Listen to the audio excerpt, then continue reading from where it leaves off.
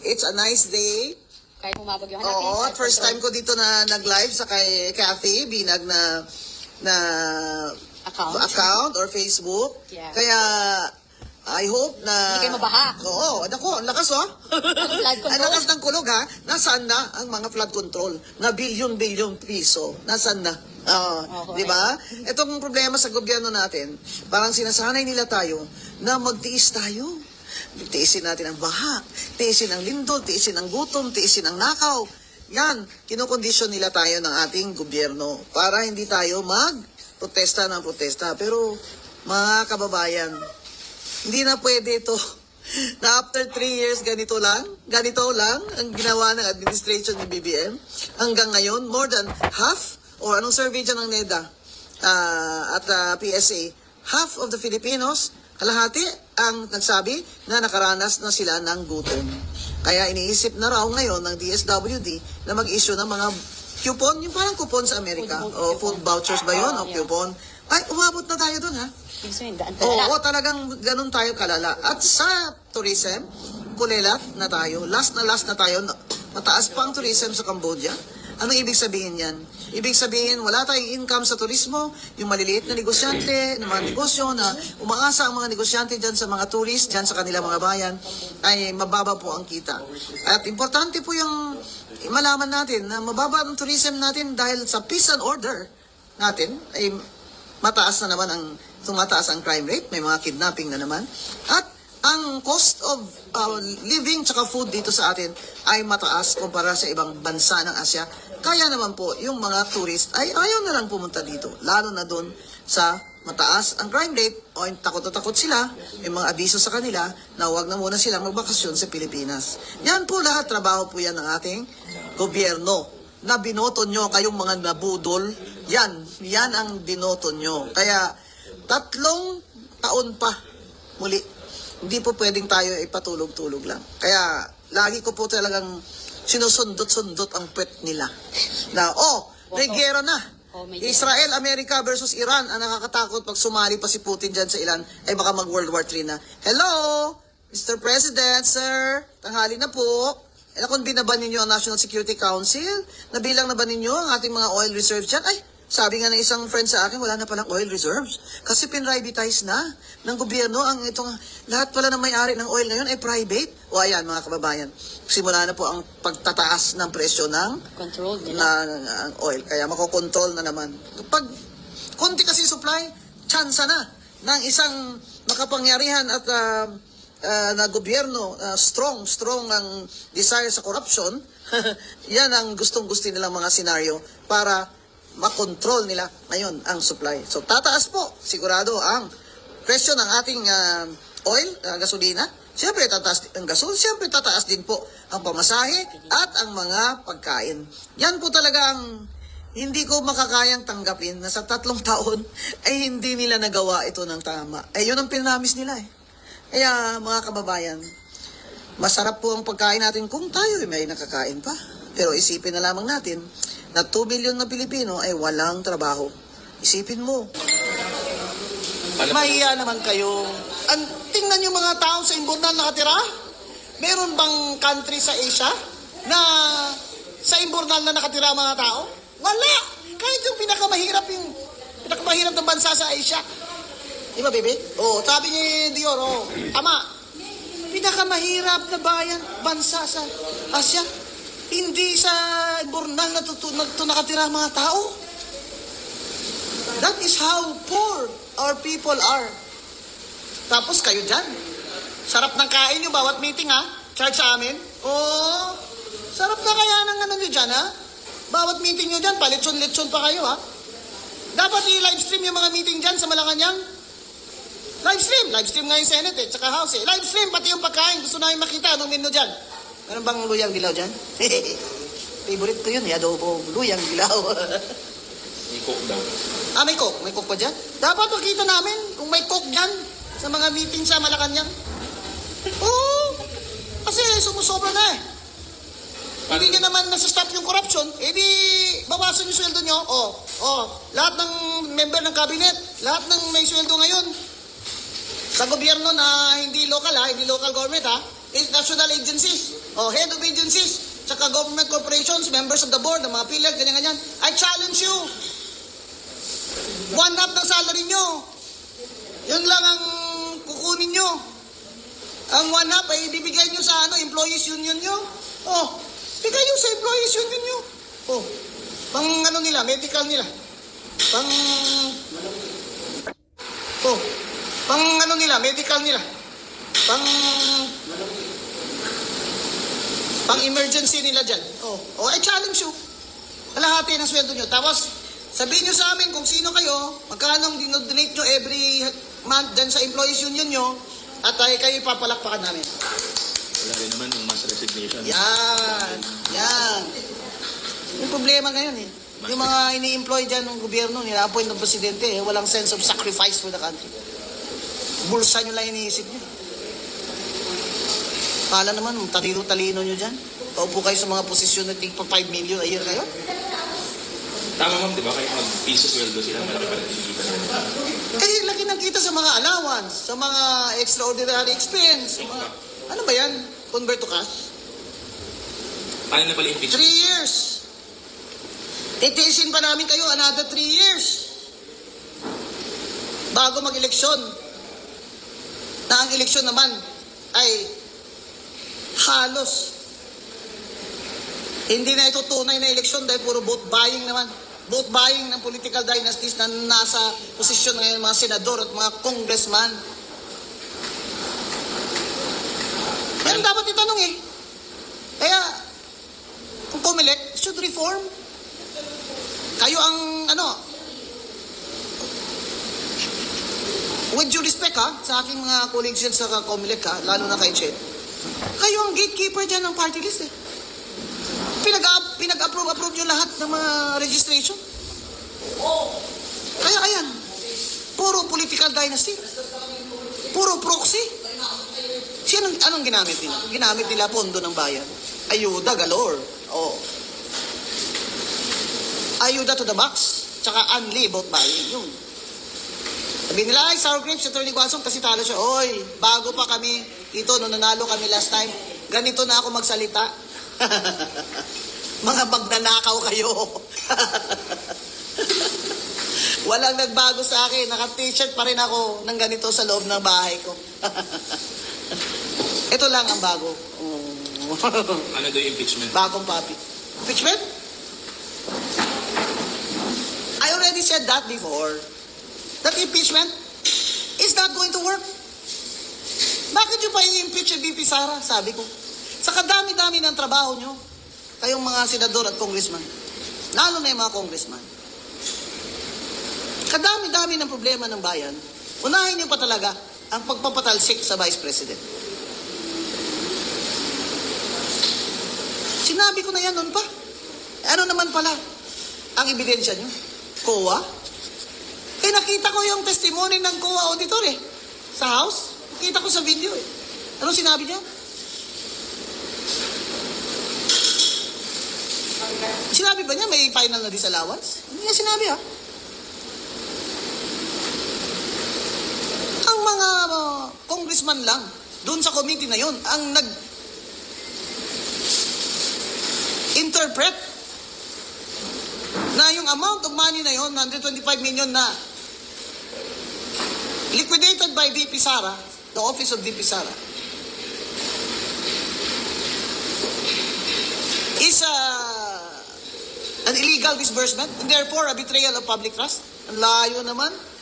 Ang dami nyo naman dyan Pahingi yung ubas dyan. Dahil nakakatikim lang ako ng ubas pag wala ako sa bahay. Bawal ito sa diabetic. Pinahuli ka, naka-live. Ay, Doc! Sorry, Doc! Sorry. Isa lang, Doc. Isa lang. Sino ba nagsabi? Ang sabi ng mga congressman, na-liquidate niya yan in so many days lang, 125 million. Therefore, it's an illegal disbursement. Binuksan ang envelopes na liquidation receipts. Trabaho ba yan ng House of Reps? Ang mag-audit ng confidential funds? Kayo nga dyan, extraordinary expense yun, pinipirmahan nyo lang, walang resibo di ba totoo? Magkano? Magkano? Kami hindi nyo pinaupo tatlong taon ha. Speaker, 3 taon hindi nyo ako pinaupo ha. Magkano sweldo ko doon? Sana nabili ko pa ng mga wheelchair yan. Pagamot ko pa yan ng mga bata. Sweldo ko doon. Sana nabili ko pa ng mga wheelchair yan. Pagamot ko pa yan ng mga bata. 3 taon. Magkano extraordinary expense doon? Kaya mo siya dinimanda sa Supreme Court. Ay, kaya nga kami nagmandamos na sa Supreme Court. Wala na kaming choice dyan. Dahil ang Speaker, talagang political na ito. Ayaw niya talaga. Maupo yung P3PWD kahit hindi na ako. Hindi naman ako nauupo eh. Si Dr. Ilagan naman eh. Yun ang sabi ng Supreme Court eh. Yun ang sabi ng Comelec eh. Ayaw niya pa rin. Matatapos na. June 29, tapos na yung term.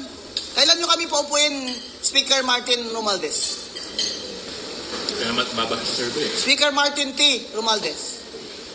Kailan nyo paupuin ang P3PWD? Kayo pala? Ang Diyos? Mataas pa kayo sa Supreme Court? Pwede palang hindi nyo patupad ang Supreme Court decision tsaka proclamation ng Comelec? Kayo pala ay Diyos? Masakit po yan. Hindi po para sa akin. Kundi para po sa mga persons with disability at ang mga senior citizens na disabled na, mga batang may kapansanan. Masakit po yan sa amin, sir. Taas na kaya sa survey ngayon? Masakit po yan sa amin, sir. Na hundreds of thousands naman ang bumoto sa amin. Kahit ngayon, na hindi kami umabot doon sa 63 seats, we still got 215,000. Walang vote buying yan, ha? Tumayo kayo doon sa Luneta. Magsabi kayo, mga congressman, hindi ako nag-vote buying ng party list ko. Oh. Tara, tayo doon. Baka manalo lang dyan, kabataan party list eh. Taas sa survey ng speaker mo?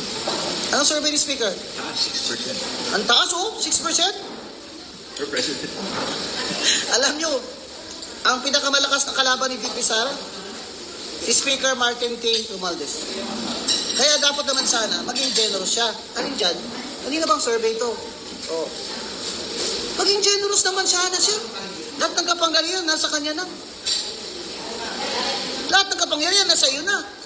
Pero dahil inapi mo yung mga taong may kapansanan, pobre, bulag, mga batang hindi makahinga dahil may butas yung mga puso nila. May sa impyerno ka pa rin pupunta. Impyerno. Paano sabi sa niya sa'yo dati yung nagkita kayo sa he will support PWD, diba? Oo, nung hindi pa nag-file yan si Cardema, dun sa lunch ng party list, yan nibita din naman ako dun. Sila nga ni Kong Sandro ang nagpa-picture sa akin sa likod ko eh. Diba, syempre, lola nyo, hindi naman makatayo-tayo. Kabaston pa nga eh. Sila nga nagpa-picture sa likod ko eh. Tsaka sinabi niya, alam nyo, kami ni Speaker, hindi naman kami nag-away eh. Taga-UP yan eh. Upsilon Sigma Phi. Hindi kami nag-away. Ang laki ng taas ng tingin ko dyan noon.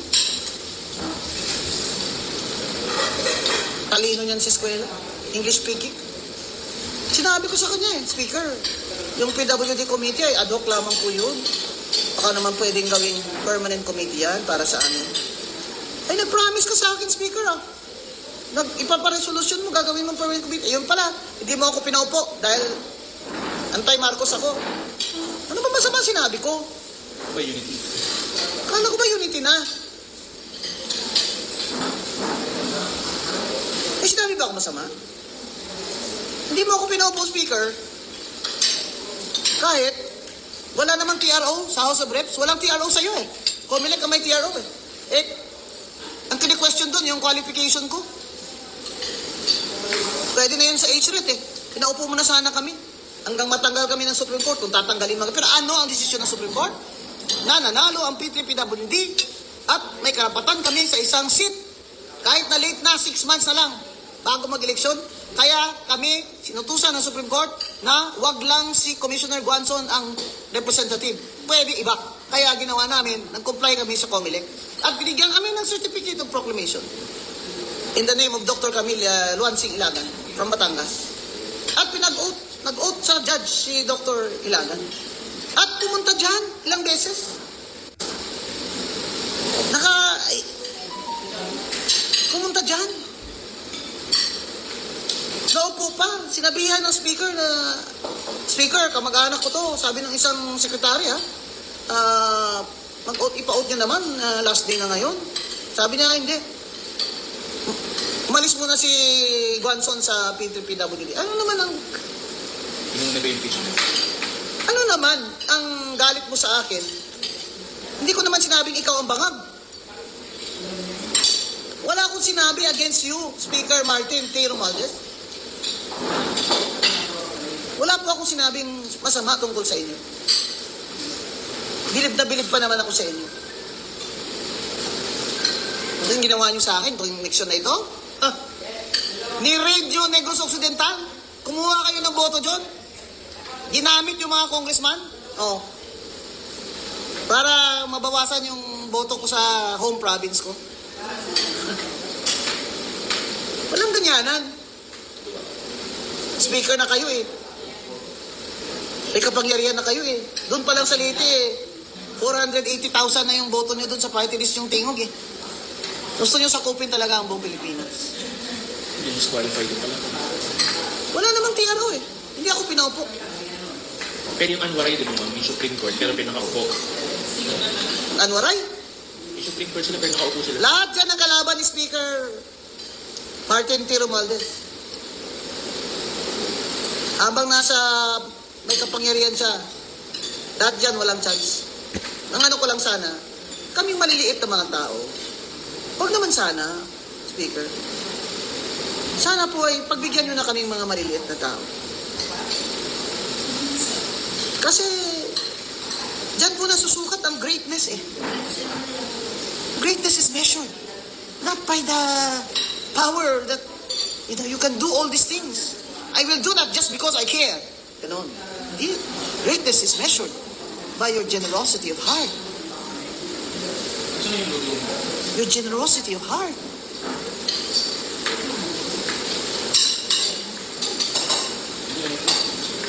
Yan ang problema. O ngayon, impeachment? Impeachment? Sinabi ko na from the start. Hindi dapat nag-impeachment. Itinuloy pa rin ni Speaker. Kasi, si VP Sara naman talaga ang the woman to be in 2028. Salo sabay yung yung confidential funds na kasi ginawa nilang reason yun na ground as betrayal of public trust. Yung confidential funds. Pero sa totoo lang, lahat kayo dyan na may confidential funds, iba nga billion dyan Pinabuksan ba ng House of Reps ang inyong mga envelope? Hindi, di ba? So what does that say of the House of Representatives in that committee? That they were targeting Vice President Sara. Is that correct? Na-i-impeach nila? Kaya, alam mo, kahit matuloy pa impeachment, matatalo kayo dyan, olats. Olats kayo dyan. Kasi yung testimony ng auditor na yun, di na niya mapapalitan yun. That's on record.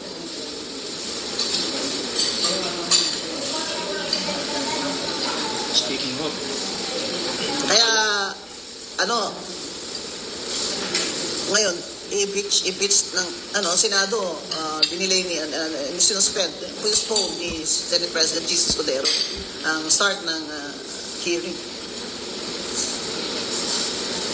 Siyempre, reklamo yung mga nag-file. Patapos na po ang session. Sarado na po yun. Tapos na impeachment by June 30 noon time. Tapos na ang term nitong mga senador na to. Kailangan mag-file sila uli. Paano sila makapile uli? The same year nila final. Hindi ka pwede mag-file the same year. Gusto nyo, next year naman. Next year naman. election ulit. Mag-election na tayo Pero ito ba interview ni Kong Toby? Sabi niya, pinangako ba sa mga Kong yung budget? Budget ng ano? Para sa infrastructure, pinangako. Pinangako daw ni Speaker, sabi ni Congressman Toby. Kaya tinamaan din yung mga alyansa senators nila kasi natalo sila sa Mindanao sa nangyari. Oo, bugbog ang mga senador ng alyansa, di ba? Sa Mindanao, wala. Sila doon. That's Duterte country. Ano masasabi mo sa kumakalat na balita? Spokesperson ka lang. Ay, no comment ha. No, hindi sa akin nagsimula yan ha. Hindi sa akin nagsimula yan ha. Nagsimula yan kay Kifi Chu. Yan si Kifi Chu talaga. Pilya talaga si Kifi Chu. Nung nga sa Quadcom sinakyan niya lang dun si Abante ba yun? Abante. Si Pastor Abante. Oo, sinakyan lang niya inukray siya ni Amante, tapos sinakyan lang niya. Tapos, natalo tuloy. Ikaw, Kipichu, kasalanan mo to lahat. Bakit ako pinag-uusapan ngayon? Na ako daw spokesperson, oy, wag yun naman i-preempt si VP Sara. May sarili po siyang, kaso, labo-labo na. Si Sasasot, si Joy de Bever, sina, Ferma Duterte. Uy, amiga. Labo-labo na. Lahat na. Pero hindi pa kayo nag-meet ni Inday. Nag-meet kami ni VP Sara, nag-appear siya sa sala ko Yung Hugpong? Oo, VP Sara she was president of Hugpong sa pagbabago, di ba? So, to qualify, to register, kailangan mag-appear yung president. Nag-appear siya. That's how I met her. That's the only time I met VP Sara Duterte Carpio was in my sala in the first division. She testified about her political party Hugpong. That was the only time. Na pinatestify ko siya. That's the only. After that, we did not meet again. But I want to thank her. I saw the video na nandun yung idol ko, si Miss Elizabeth Zimmerman. Tango-tango siya. Nakita ko yung video na VP Sara, sabi niya, pero hanga po kami sa tapang at talino ni Commissioner Banson. Maraming salamat po, VP Sara, for that compliment. It is my honor. Kaya po, huwag niyo pong sabihin ako'y bias lamang kay VP Sara. Kaya ako no sa impeachment. Isipin niyo talaga, sa dami ng problema ng bayan, unahin mo pa talaga pagpatalsik ng Vice President. Napakalaking political upheaval.